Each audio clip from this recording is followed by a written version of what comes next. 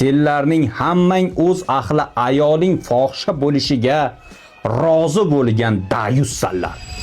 Qadim zamonlarda ikkita zinokor Makkaning oldida zino qilgani uchun Alloh taolo ularni boshqalarga ibrat bo'lsin deb toshga aylantirib qo'yibdi. Biroq vaqtlar o'tishi bilan odamlar ularga ilohday sig'inishni boshlashibdi.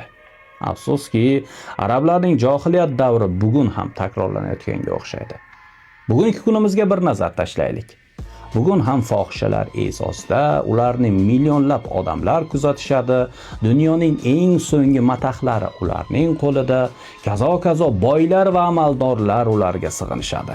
Aslida bunaqa e'tiborga va e'tirofga ustozlar sazovor bo'lishi kerak emas edimi? Afsuski, bugun ustozlardan xor odamning o'zi yo'q. Ijtimoiy tarmoqlarda odamlarga manfaatli ilm ulashadigan ustozlarning kuzatuvchilar soniga bir nazar tashlang. Endi nimaga bunchalar xorlikka yuz tutganimizni anglab yetyapsizmi? Chunki biz jamiyatning eng tuban toifalarini ko'klarga ko'tarib, eng mukarram qatlamini esa yerga tiqib tashladik.